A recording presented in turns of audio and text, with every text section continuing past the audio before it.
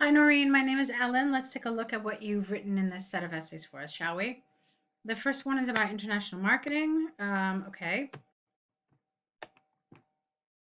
fine. Okay.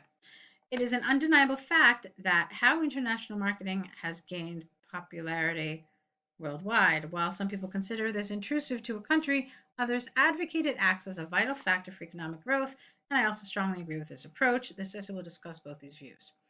Okay. I like the fact that it's short and to the point. That's good.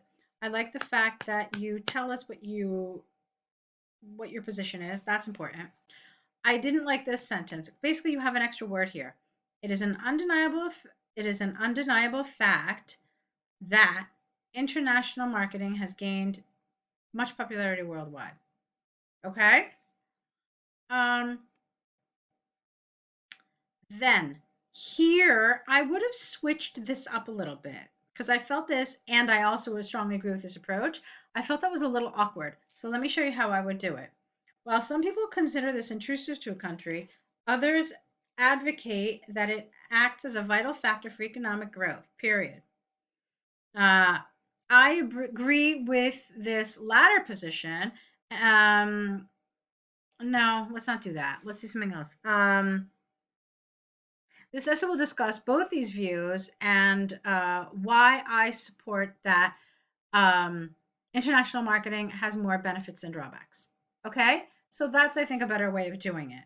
Now, another thing that I want to point out to you before we move on is this.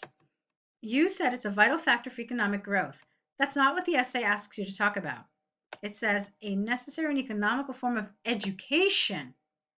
So what you need to do here, in a way, this is how IELTS is testing your vocabulary. Um, when they say it's an economical form of education, they don't mean that it's about economics. They mean that it's inexpensive. So they're checking your vocabulary here, aren't they? Okay, to make sure that you've understood the topic. So, um, so I don't think it's important to talk about the economic growth, but rather this idea of education, spreading ideas, etc. All right, so let's keep going. On the one hand, introduction of international marketing to a country could have detrimental effects on the local market of that particular country. See, I took out the and.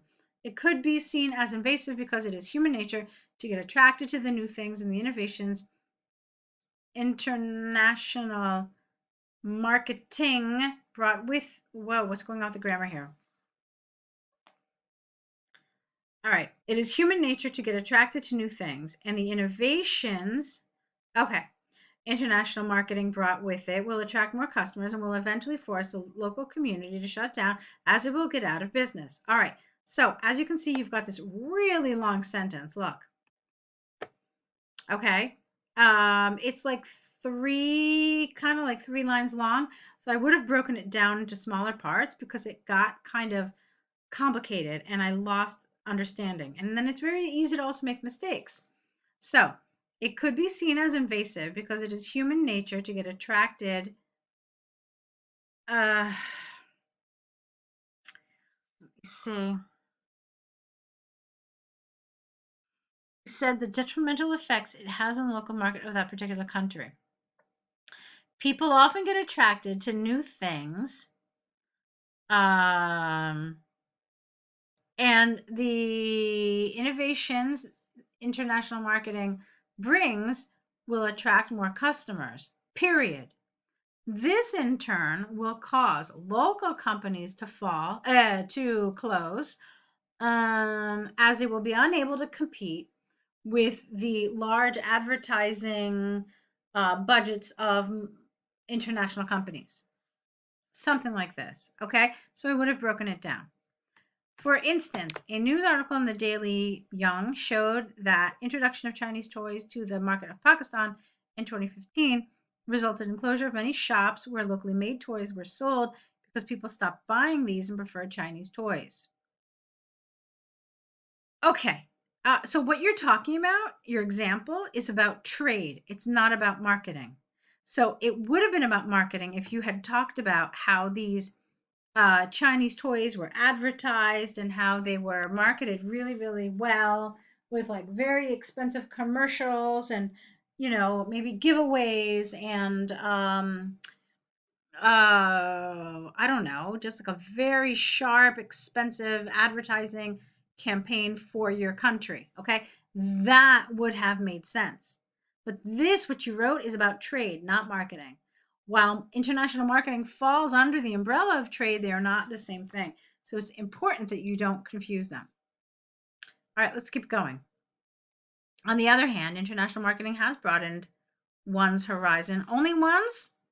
How about has broadened people's horizons and opened up a new world of learning by understanding the international strategies of marketing and how they approach different matters. All right, I took out some words. An individual can benefit his own country not only economically, but also spread this information to others as well. Explain that to me. Why? So, if I understand this Chinese company's strategy as someone in Pakistan, how will that help me? So, could you have gone into maybe a little more detail about this? All right. In addition, it could help to overcome language and culture barriers and consequently promote friendly terms and relationships between two countries. All right. For example, a company in Pakistan where one of my friends worked was taken over by a British owner, but it led not to the flourishment of the company. Oh, but it led not only to the flourishment of the company, but employees were gained. No, but employees also gained monetary and educational benefits. Again, your example here, Naurin, does not talk about marketing. All right. It talks about international collaboration, international business ownership, but this example does not talk about marketing. Okay. So maybe you want to review online or somewhere else what international marketing is so you can think of maybe some potential examples that would have worked better here. Okay. I thought the paragraph was nice. I like what you're doing in terms of developing, but unfortunately, the development shows that you haven't really understood the question. In summary, whereas some people disagree with bringing an international company to the country, I strongly advocate this idea and consider it plays, no, and believe it plays a crucial role in a country's social and financial growth. Remember, we're not concerned about the financial growth, but the education and the spreading of ideas. We're not concerned about bringing an international company to the country, but rather how this company is advertised and marketed. Okay. So it's not the trade aspect of it, but rather the marketing of the goods and services. Okay. So I see a lot of good things, but this is, I think, one of the harder IELTS test twos. So I think you did a good job of it. But again, there was definitely some misunderstanding of what the topic is. Okay. Now you chose a task one, which I think is rather complicated. And I say that because there's 24 pieces of information, so that's quite a bit. So you have to do some really good grouping here, okay? Let's see, it's the average monthly revenue from retail telecommunications subscribers, average monthly mobile, internet, and monthly telecommunications per capita. All right, this is complicated. All right. Let's see. Let me do one thing. All right, you were at 178 words, which is good. I'm really interested to see how you group this together. The bar chart illustrates average revenue generated per month from mobile, internet, and telecommunications service subscribers for 8 different countries. Overall, income from mobile services remained the lowest for all the companies compared to that of communication services, where profit was maximum for most of these. Okay, I say that's correct. Yeah. Average monthly mobile revenue per subscriber for Canada and Japan was 53 and 54 respectively, which was the highest among the rest of the countries. Let me double check your data. Canada and Japan. Yeah, so that's true. Fine. Australians had profit of 1% more than Americans, while for the UK, France, Germany, and Italy, it ranged between this and this. Good. I like that you used a range for those lower countries. That's a good way of doing this. So in this paragraph, you've talked about mobile services, and that's fine. In terms of earning from internet services, it was highest for Japan at 105 per month, which is similar to that of the telecommunication services of that country. Good.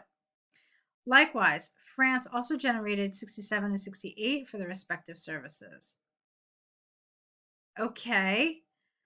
For Canada, US, UK, and Australia, the revenue from internet subscribers was approximately $30 less than that gained from telecommunication services. Italy, the profit revealed not much difference between the two services. Not being, but at $44 for the internet and 51 for telecommunications. Okay. So the first thing I want to do is I want to make sure you mentioned all 8 countries. Let's do that now. Okay, you did. You mentioned all 8 countries, and so that's good. You mentioned all 3 categories at least once, so that was also good. Let me see. I had a little trouble with this paragraph, to tell you the truth. I felt like it was a lot of information for just one paragraph. I mean, what did I say before? It's like 16 pieces of information, perhaps. I have to do my math, but I think so. I thought it was quite a bit. So let me look at this for a minute. So I'm going to give you a suggestion on something that I like to do when I have a lot of data that I need to kind of group together. I really like using these side numbers. And I say, okay, what can I put together? So for me, what I would probably do is I would use this 40 as a guide and the 80 as a guide. Okay.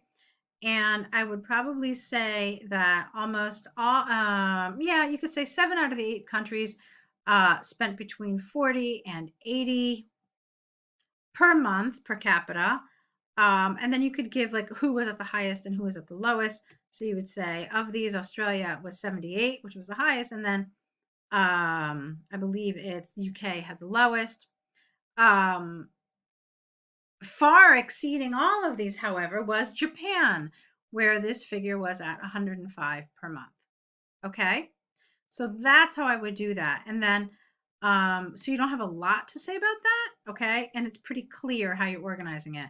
And then I would talk about these. You could, the blue one, you could probably do something similar if you look at it, or maybe you can do it a little differently. You could talk about your top 2 and then you can maybe group together the ones that are between 60 and 100, and then you can talk about this outlier here in Italy. Okay, so just an idea on how else you can do this. Obviously, there's infinite ways to do a task one, how to organize it, but I find that when there's a lot of data, doing something like this, using these numbers, like, okay, where's my mean? Like, what's the most common? Where is the most, how can I say this?